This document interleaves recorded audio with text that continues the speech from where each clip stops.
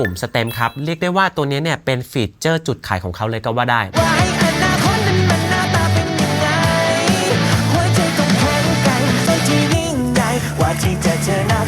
เนี่ยเสียงกีตาร์มันหายไปแล้วเดี๋ยวลองเล่นไปเนาะ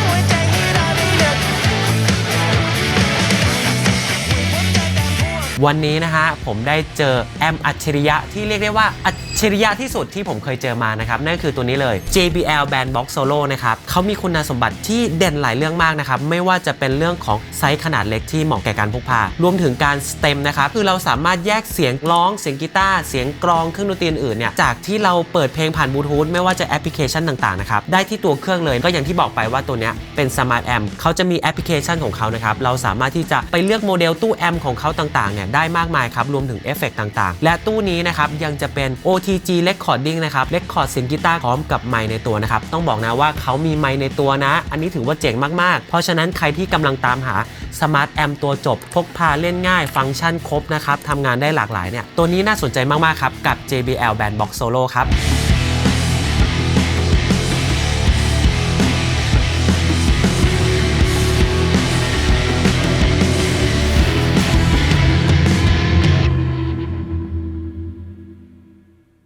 เมื่อพูดถึงแบรนด์ JBL นะครับหลายๆคนก็คงจะรู้จักกันดีอยู่แล้วนะครับกับโปรดักที่สร้างชื่อให้เขามากมายอย่าง Party Box นะครับที่เป็นลำโพงเปิดเพลงเนี่ยไม่ว่าคุณจะเป็นสายแบบจัดปาร์ตี้ต่างๆเนี่ยงานปีใหม่งานสังสรรค์ต่างๆเราก็จะเห็นนะว่า JBL Party Box เนี่ยก็มีใช้งานกันอย่างแพร่หลายนะครับซึ่งวันนี้เราอยู่กับโปรดักที่เป็นตู้แอมป์นะครับหลายๆคนก็คิดว่ามันเป็นแบรนด์ใหม่หรือเปล่าซึ่งก็ต้องบอกนะว่า JBL เนี่ยอยู่บนโลกใบนี้มา70กว่าปีแล้วนะครับถือว่าเป็นแบรนด์ที่อยู่กันมาอย่างยาวนานนะครับไม่ว่าจะเรื่องเครื่องเสียงตัวเขาเองก็เคยออกแบบดอกลำโพงเนี่ยสำหรับตู้กีตาร์ด้วยนะถือว่าเขาก็มีความเข้าใจในอุปกรณ์เรื่องของเครื่องดนตรีเช่นกันนะครับในส่วนของตัวนี้เนี่ยน่าสนใจอะไรบ้างนะครับก่อนอื่นเลยเดี๋ยวเรามาดูกันที่หน้าตาก่อนเนาะในธีมนี้นะครับเขามากับบอดี้สีดำครับแล้วก็มีโลโก้ที่ตัดกับสีส้มนะครับมีหูหิ้วด้านข้างที่เป็นยางนะอันนี้ถือว่าหิ้วถือจับนะครับได้อย่างสบายเลยทีเดียวนอกจากนั้นแล้วยังจะมีปุ่มกันกระแทกต่างๆเนี่ยครบทั้ง8ด้านเลยนะครับไม่ว่าจะมุมต่างๆเนี่ยตกกระแทกยังไงครับก็ถือว่าเป็นการเซฟตัวเครื่องอย่างดีครับแล้ววัสดุของเขาเนี่ยมีความพลาสติกแบบเกรดพรีเมียมครับผมก็ไม่แน่ใจนะว่าเขาผสมอะไรกันบ้างนะครับแต่ว่าแข็งแรงแน่นอนแล้วก็ตัวนี้เนี่ยน้ำหนักก็ไม่ได้หนักมากนะครับถือว่า JBL ตัวแบรนด์ Box Solo เนี่ยเขาดีไซน์มาค่อนข้างสวยนะครับสำหรับแบตเตอรี่ตัวนี้นะครับสามารถใช้งานได้สูงสุดถึง6ชั่วโมงเลยนะครับแล้วก็การชาร์จเนี่ยจะชาร์จอยู่ที่3ชั่วโมงครึ่งเท่านั้นนะครับในส่วนของปุ่มปรับต่างๆนะครับเดี๋ยวเรามาดูกันที่ด้านบนก่อนเลยนะครับเขาจะมีปุ่มเปิดเครื่องด้านบนนะครับมีกดเปิดบลูทูธด้านนี้นะครับแล้วก็จะมีปุ่มตัวเลือกต่างๆนะครับอยู่ด้านนี้นะครับต่อมาเนี่ยก็จะเป็นปุ่มสเต็มครับเรียกได้ว่าตัวนี้เนี่ยเป็นฟีเจอร์จุดขายของเขาเลยก็ว่าได้ถ้าเกิดว่าเราอยากจะทำการสเต็มนะครับเพียงแค่เราต่อบลูทูธจากมือถือของเราเนาะเปิดบลูทูธเฉยๆเลือกเพลงมาได้เลยครับเปิดแอปพลิเคชันต่างๆเนี่ยโยนเพลงเข้ามาพอกดเพลงปั๊บนะครับเรามากดปุ่มสเต็มตรงนี้นะครับตัวเครื่องเนี่ยก็จะมีขึ้นฟังก์ชันให้เราเลือกนะครับว่าเราอยากจะฟังเสียงกีตาร์เลเวลเท่าไหร่เสียงร้องเลเวลเท่าไหร่แล้วก็ออเทอร์ก็คือเครื่องดนตรีอื่นๆเนี่ยเท่าไหร่นะครับเราสามารถที่จะเบนหรือว่าจะ cut off ตัดแบบไม่ฟังได้หมดเลยนะครับสำหรับฟีเจอร์สเต็มของ JBL ที่ให้มาเนี่ยผมมองว่าใช้งานได้จริงนะครับเรียกได้ว่าเป็นการตัดเสียงที่คุณภาพดีมากๆไม่ได้ไปทำลายย่านเสียงอื่นๆนะครับและหนอบถัดมาครับนี่คือหนอบที่จะเป็นทั้งวอลลุ่มเป็นทั้งการปรับค่าต่างๆนะครับเรียกได้ว่ามันเป็นหนอบ value แล้วกันหมุนได้กดได้นะครับซึ่งเดี๋ยวผมจะมาอธิบายวิธีการใช้งานต่อจากนี้นะครับซึ่งเราจะเห็นนะว่าปุ่มที่เขาให้มาครบเนี่ยก็ว่าดีแล้วแต่ที่ว่าเจ๋งอีกนะครับนั่นคือเรื่องของตัวจอของเขานะครับตัวนี้เนี่ยเป็นไฟ LED Display ตัวดีไซน์ของเขาเนี่ยเรียกได้ว่าเป็นการซ่อนแบบไม่ให้เห็นว่ามันมีจออยู่ข้างในนะครับถือว่าเจ๋งและน่าสนใจมากๆครับและด้านข้างนี้นะครับก็จะเป็นช่องเสียบกีตาร์ซึ่งตัวนี้เนี่ยสามารถที่จะอัดกีตาร์พร้อมกับเสียงร้องไปได้แล้วตัวไมค์ล่ะเขาจะรับจากจุดไหนนะครับเขาจะมีรูอยู่ด้านนี้ครับนี่คือรูที่เอาไว้รับเสียงไมค์ของเรานะครับแต่เงื่อนไขนิดนึงครับสำหรับใครที่อยากจะเล่นกีตาร์ไปด้วยร้องเพลงไปด้วยแล้วก็อัดผ่าน USB Type C ตรงนี้นะครับจะบอกว่าเสียงเนี่ยมันจะไม่ออกจากลำโพงนะครับ เราจะต้องฟังผ่าน 3.5 ที่เป็น headphone output เท่านั้นนะครับเพราะว่าอะไรเพราะว่าไมค์มันอยู่ตรงนี้ใช่ไหมแล้วลำโพงเนี่ยเขาขับเสียงตรงนี้ถ้าเกิดอนุญาตให้มีเสียงลำโพงตรงนี้ออกมาเนี่ยเสียงไมค์เนี่ยมันจะอัดไม่รู้เรื่องแน่นอนครับสำหรับดอกลำโพงที่เขาให้มานะครับก็จะเป็นดอกลำโพง full length นะครับ1ดอกขนาดเนี่ย 2.25 นิ้วนะครับส่วนกำลังขับนะครับเขาให้มาที่30วัตต์เรียกได้ว่าเป็นกำลังขับสูงสุดที่เขาทำได้เลยนะครับซึ่งเสียงจะดังแค่ไหนและจะดีแค่ไหนเดี๋ยวเราไปฟังกันเลยครับ Get your rules, forget your shoes. I've done everything you asked, but I wasted time. Forget your truth, you're just cool. I swear anything's better than you. Catch you on the flip side, catch you on the flip side. So goodbye.Funny how it works sometimes.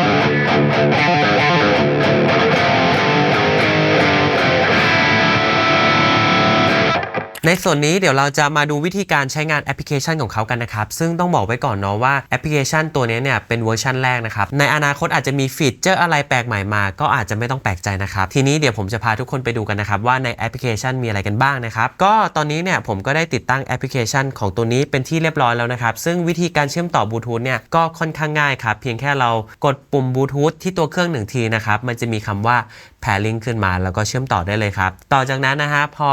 connect เสร็จแล้วเนี่ยก็ให้เราคลิกไปที่ตัวรูปนะครับของ amp JBL แบบนี้เข้าไปนะครับในหน้าแรกเนี่ยเขาก็จะมีโชว์นะครับไม่ว่าจะเป็นแบตเตอรี่นะครับว่าเท่าไหร่นะครับเลเวลของกีตาร์กับบลูทูธที่ต่อเข้ามามีอะไรบ้างนะครับซึ่งข้างใต้วอลลุ่มเนี่ยก็จะมี preset ของกีตาร์ให้เลือกใช้งานนะครับในส่วนของบลูทูธก็จะมี EQ กับ pitch นะครับให้เราปรับแต่งได้นะครับแล้วก็ด้านล่างนี้ก็จะมีตัว on product preset ก็คือในตัวแอมตัวนี้เนี่ยมี preset อะไรอยู่ในเครื่องนี้บ้างนะครับต่อมานะครับก็จะมี stem mode ครับซึ่งในตัวแอมเนี่ยก็มี stem ให้ใช้งานเช่นกันนะครับแต่ว่าเขาสามารถที่จะปรับความดังเบาได้ละเอียดกว่าที่ตัวเครื่องครับอันนี้ก็ขึ้นอยู่กับความสะดวกของผู้ใช้งานแต่ละคนนะครับต่อมาเลยแล้วกันนะครับข้างล่างก็จะมีจูนเนอร์ให้ใช้งานครับผมแตะเข้าไปแบบนี้เดี๋ยวผมจูนให้ดูเลยแล้วกันเนาะนี่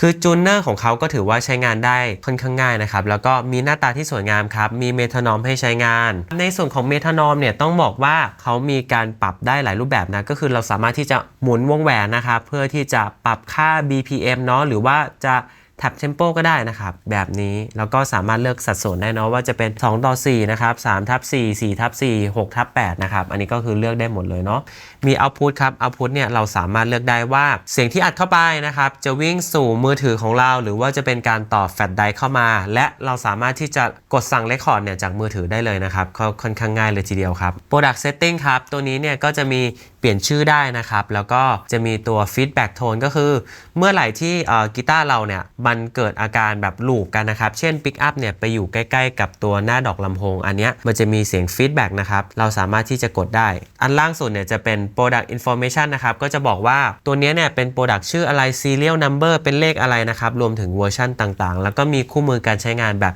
Quick Start Guide ให้เราดูด้วยเช่นกันครับทีนี้เดี๋ยวผมจะย้อนนะครับมาดูในส่วนของ preset เพราะว่าตู้นี้เนี่ยมันเป็นตู้แอมกีตาร์เนาะอันนี้เราจะต้องเข้าไปคุยเข้าไปดูกันเชิงลึกกันเลยทีเดียวครับเข้าไปเลยครับ preset เนี่ยเขาก็จะมีให้เราเลือกเยอะมากเลยนะครับเวลาผมกดเข้าไปใน preset เนี่ยก็จะมีดู preset ทั้งหมดมีแบ่ง category นะครับว่าจะเป็น pop เป็น funk เป็น blue เป็นล็อกนะครับอันนี้เราสามารถเลือกใช้งานได้เลยเนาะซึ่งแต่ละอันเนี่ย preset ผมคิดว่าเขาทำมาค่อนข้างที่จะใช้งานได้เลยนะครับเดี๋ยวผมจะลองให้ดูกันอีกสักหนึ่งรอบนะครับซึ่งระหว่างนี้ผมจะให้ทุกคนดูด้วยนะว่าเชนต่างๆเนี่ยเขาเรียงยังไงมีโมเดลอะไรให้เราเลือกกันบ้างนะครับอย่างในหน้านี้เนี่ยผมเลือกเป็น preset ที่ชื่อว่า clean comping นะครับจะสังเกตเห็นเนาะว่ามันก็จะมีก้อนแรกเนี่ยจะเป็น noise gate เนาะต่อมาเป็น compressor นะครับแล้วก็มี auto wah ไหลเข้ามาที่แอมนะครับแล้วก็มีคาบิเนตแล้วก็มีตัว modulation ซึ่งตอนนี้ออนเป็น chorus อยู่นะครับแล้วก็เข้าไปที่ delay แล้วก็ reverb แต่จะสังเกตเห็นเนาะว่า noise gate auto wah แล้วก็ตัว delay เนี่ยถูก off ไว้อยู่นะครับซึ่งวิธีการ off on ตัว effect นะครับใน chain เนี่ยวิธีทำก็ค่อนข้างง่ายครับเพียงแค่เราปัดลงมาแบบนี้นะครับถ้าไม่ต้องการใช้งานปัดขึ้นไปแบบนี้เดี๋ยวผมลองไม่ใช้หลายๆตัวนะครับก็คือเป็นการปัดขึ้นแบบนี้นั่นเองถ้าจะใช้ตัวไหนปัดลงแบบนี้ครับถ้าชอบปั๊บกดเซฟไปได้เลยแบบนี้ครับเดี๋ยวทีนี้ผมจะมาลองพรีเซตเสียงนี้ให้ฟังคร่าวๆนะครับ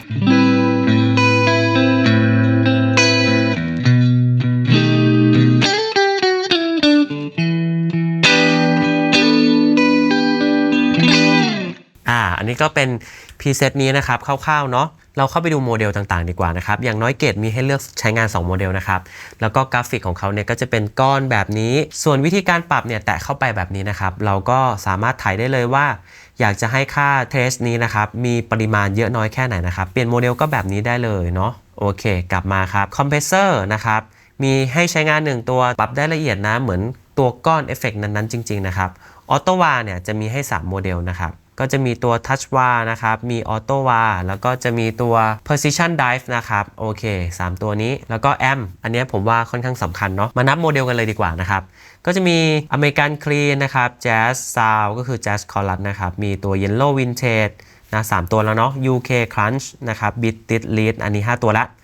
Vintage Dive ตัว American Gain Stage นะครับมีอันนี้คือหน้าตาเป็นเมซ่ามากเลยนะครับ US Metal นะครับถัดมาเนี่ยจะเป็น Amp Bass แล้วนะครับแอมเบด1ตู้อะคูสติก1ตู้แล้วก็แอมเบดอีก1ตู้นะครับสำหรับตัวหน้าตาโมเดลตู้แอมเนี่ยแต่ละอันเนี่ยก็คือว่ามีปรับให้ครบเลย Dive Bass Middle Treble Level นะครับก็สมจริงมากๆต่อมาเรามาดูกันที่คาบิเนตกันบ้างนะครับสำหรับคาบิเนตนะครับมีให้ใช้งานกันถึง12ตู้เลยนะครับซึ่งเราจะสังเกตเห็นเนาะว่าตัวลายของกราฟิกเนี่ยก็คือจะแมทกันกับตู้นั้นๆเลยนะครับต่อมากันดีกว่านะครับตัว Modulation เนี่ยก็จะมีให้ใช้งาน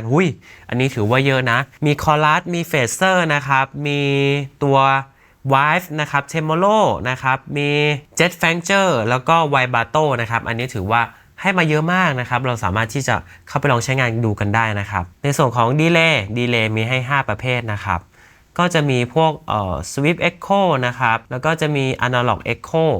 Reverb กันบ้าง Reverb เนี่ยให้มา1ก้อนนะครับดูจากหน้าตาเนี่ยคล้ายๆ Holy Grail เลยนะก็ถือว่าเป็นก้อนตำนานเช่นกันนะครับซึ่งทุกคนสังเกตเห็นไหมครับว่ามันจะมีคำว่า Guitar List อยู่นะครับให้เราไปแตะแบบนี้นะครับมันก็จะมีโหมดให้เราเลือกใช้งานนะว่าเป็น Guitar List ก็คือมือกีตาร์อย่างผมเนาะหรือว่าจะเป็นโหมด Singing Guitar List นะครับแบบนี้คือเขาก็จะมีตัวออปชันตัวเฟดเดอร์เนี่ยให้เราปรับความดังนะว่ากีตาร์เลเวลเท่าไหร่นะครับไมค์เลเวลเท่าไหร่แล้วก็บลูทูธเลเวลเท่าไหร่นะครับซึ่งอย่างที่ผมบอกไปนะครับเมื่อต้นคลิปถ้าเกิดว่าใครอยากจะใช้ฟีเจอร์ไมค์เนี่ยให้นำหูฟังมาต่อนะครับตัวเสียงลำโพงจะไม่ทำงานนะครับแล้วก็ตัวไมค์นี้ก็จะพร้อมใช้งานทันทีนะครับทีนี้ถ้าเกิดว่าทุกคนอยากเห็นแล้วเนาะว่าการเล่นกีตาร์ไปด้วยร้องเพลงไปด้วยอัด OTG เข้าไปเนี่ยเสียงจะเป็นไงเดี๋ยวเราไปดูกันเลยครับ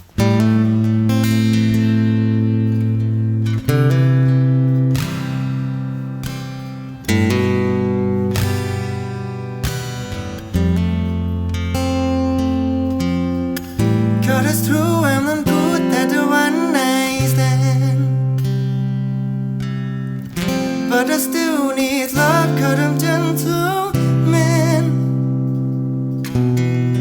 That night never seemed to go to plan. I don't want you to leave, you hold my hand. Oh, won't you stay with me? 'Cause you're all I need. This is love, it's clear to see. But darling, stay with me. โอเคนะครับก็ถือว่าโหมดเมื่อกี้สำหรับใครที่ต้องการทำคลิปออกมาเล่นไปด้วยร้องไปด้วยเนี่ยโหมดเมื่อกี้ถือว่าน่าสนใจมากๆเลยทีนี้เขาก็มีอีก1โหมดครับนั่นคือโหมดนักร้องครับผมพอเราปรับมาที่ซิงเกิลโหมดแล้วนะครับจะสังเกตเห็นเนาะว่าไอคอนกีตาร์ยังขึ้นค้างอยู่นะครับเป็นเพราะว่าสายกีตาร์ตัวนี้เนี่ยยังถูกเสียบไว้อยู่นะครับเพื่อนๆคนไหนที่อยากร้องเพลงนะครับผมจะแนะนำให้ไปหาสายสัญญาณที่เป็น XLR ที่เสียบจากด้านไมค์เนาะแล้วก็แปลงมาเป็น TS แล้วก็เสียบเข้าไปครับเพียงเท่านี้ตู้แอมป์ตัวเนี้ยจะเป็นลำโพงสำหรับการร้องเพลงให้เราแล้วนะครับทีนี้เดี๋ยวผมจะมาลองเสียบเข้าไปใหม่ให้ดูเนาะไอคอนมันจะเปลี่ยนไปแบบนี้ครับคือตอนนี้ผมเสียบกีตาร์เข้าไปก็จริงนะครับแต่ว่าตัว JBL เนี่ยเรียนรู้ไปแล้วนะครับว่าอันนี้คือการเสียบไมค์เข้าไปนะแต่นี่คือผมหลอกตัวเครื่องเนาะจะได้มาดูฟีเจอร์กันเนาะว่ามันมีอะไรให้ใช้งานกันบ้างก็มี EQ ครับ EQ เนี่ยก็จะเป็นการปรับได้3ย่านเนาะก็คือ Bass Mid แล้วก็ Treble ครับก็คือทุ้มกลางแหลมนั่นเอง Effect เนี่ยก็จะมี Reverb ให้มี Delay ให้ใช้งานนะครับเราสามารถปรับ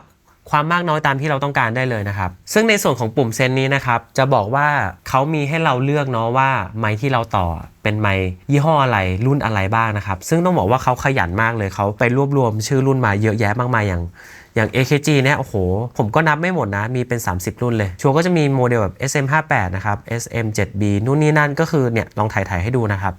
จะเห็นว่าเยอะมากคือตัวนี้เนี่ยมันมีเอาไว้แมทตัวค่าของเกณฑ์ไมค์ถ้าเกิดว่าเราไปแมทกับชื่อรุ่นนั้นๆเนี่ยมันก็จะคือปรับบาลานซ์นะครับของตัวเกณฑ์ไมค์เนี่ยให้เราแบบอัตโนมัติเลยนะครับเพียงแค่เลือกชื่อรุ่นให้ตรงกันนะครับในส่วนของบลูทูธกันบ้างนะครับมันมี EQ ให้มี Pitch ให้เข้าไปทำอะไรได้บ้างเราไปดูกันตัว EQ เนี่ยก็ให้การปรับมาเป็นแบบ Parametric EQ นะครับก็มี125 Hz นะครับ250 500 1K 2K 4K 8K ว่าง่ายๆเราสามารถที่จะเชฟ EQ เนี่ยต่างๆให้มันเหมาะกับบรรยากาศต่างๆนะครับไม่ว่าเราอาจจะไปฟังในห้องที่มันแคบอันเนี้ยโลมันอาจจะเยอะไปหน่อยเราสามารถคัดโลได้หรือว่าเพลงบางเพลงเนี่ยโลล้นไปไฮล้นไปเราก็ EQ ตรงนี้ได้เช่นกันครับต่อมาครับมาดูในส่วนของ Pitch กันบ้าง อันนี้ผมมองว่าเป็นจุดขายมากๆเลยนะครับเพื่อนๆมือกีตาร์คนไหนที่แกะเพลงแล้วจะต้องจูนสายตามเพลงนั้นๆไหมเช่นเราอาจจะมีกีตาร์ที่บ้าน1ตัวตั้ง E standard ไว้แต่ว่าไปฟังเพลงที่เขา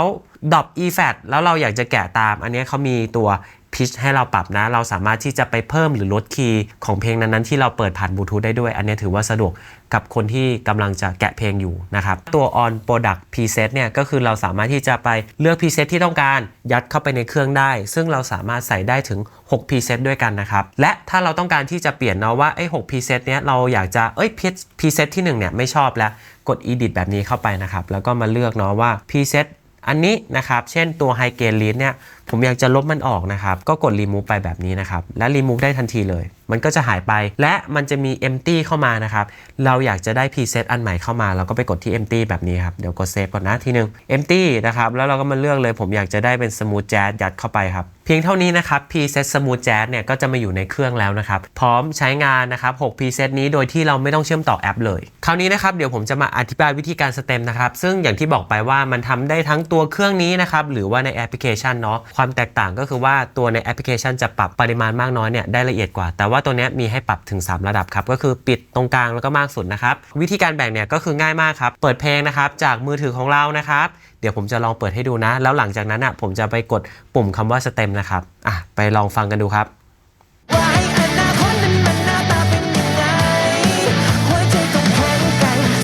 รอสักครู่นะครับเนี่ยเสียงกีตาร์มันหายไปแล้วเดี๋ยวลองเล่นไปเนาะ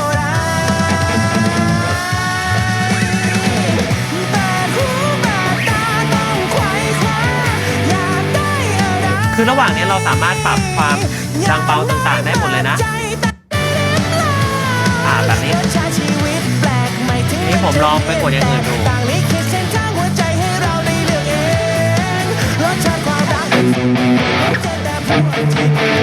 แค่ทำตามใจอย่าไปทำตามใครให้ปวดหัวเรื่องราวชีวิตให้เธอได้เขียนให้เสร็จผู้ชนะแม้มันจะต้องเจ็บปวดก็ยังมีเรื่องไปอวดผู้ชนะใจตัวคือนอกจากนั้นเนี่ยเรายังสามารถที่จะไปตัดเสียงอื่นได้อีกด้วยนะครับไม่ว่าจะเป็นตัดเสียงร้องไปหมดเลยนะครับเหลือแต่กีตาร์กับกลองไว้หรือว่าจะตัดกลองอย่างเดียวนะครับใครที่เป็นมือกลองอาจจะซื้อไปใช้งานด้วยก็ได้นะตัดเสียงกลองได้ด้วยทีนี้เดี๋ยวผมจะลองทำสเต็มในแอปพลิเคชันให้ดูนะครับว่าการปรับมากน้อยมันละเอียดแค่ไหนเดี๋ยวเราไปดูกันเลยครับเพลงเดิมเลยแล้วกันเนาะนะครับไป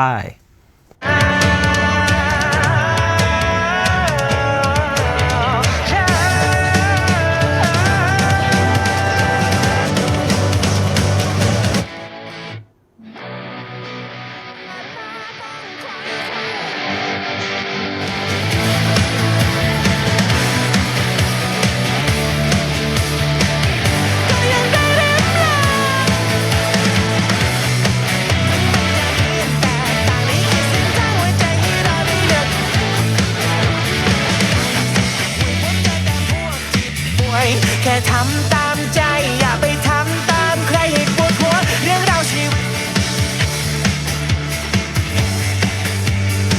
ผู้ชนะแม้มันจะต้องเจ็บปวดก็ยังมีเรื่องไปอวดผู้ชนะใจตัว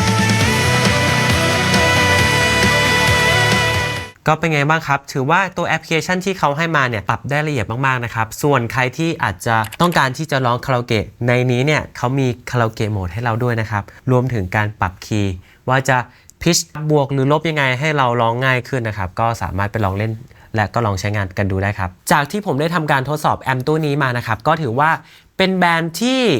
ทำตู้แอมป์กีตาร์เนี่ยได้ค่อนข้างดีอีก1ตู้เลยนะครับไม่ว่าจะในเรื่องของเสียงตู้ลำโพงนะครับที่ขับออกมาระหว่างที่เราเล่นกีตาร์รวมถึงการเปิดเพลงก็ทำได้ดีเช่นกันและก็ฟีเจอร์ทีเด็ดของเขาอย่างตัวสเต็มเนี่ยคือเราสามารถที่จะนำเพลงบนโซเชียลมีเดียต่างๆนะครับไม่ว่าจะเป็นแพลตฟอร์มที่ YouTube แล้วก็นู่นนี่นั่นนะครับเราสามารถเลือกตัดเสียงกีตาร์ได้ทันทีเลยหรือว่าจะตัดเสียงร้องด้วยก็ได้นะครับและนอกจากนั้นนะครับแอปพลิเคชันของเขาก็เรียกได้ว่าไม่ได้มาเล่นๆครับคือไม่ว่าจะเป็นหน้าตาดีไซน์ต่างๆนะครับ วิธีการใช้งานเนี่ยถือว่าใช้งานได้ง่ายแล้วก็เข้าใจได้อย่างง่ายมากนะครับรวมถึงกราฟิกต่างๆก็คือให้มาสวยงามเลยทีเดียวและมีฟีเจอร์ต่างๆให้เล่นรวมถึงตัวโมเดลของตู้แอมป์เนี่ยที่ให้มาเนี่ยผมว่าเป็นระดับ Legendary เลยนะครับและถ้ามาพูดถึงนะครับว่าตู้แอมป์ตัวนี้เหมาะกับใครบ้างนะครับแน่นอนครับถ้าเกิดว่าคุณเป็นคนที่ชอบการท่องเที่ยวหรือว่าต้องการหาตู้แอมป์ไซส์ขนาดเล็กแต่มีฟีเจอร์ที่อัดแน่นอยู่ในตู้นี้ตู้เดียวนะครับผมถือว่าน่าสนใจมากๆคุ้มมากตัวเล็กพกพาได้ง่ายฟีเจอร์อัดแน่นก็สามารถเข้ามาลองสินค้าได้ที่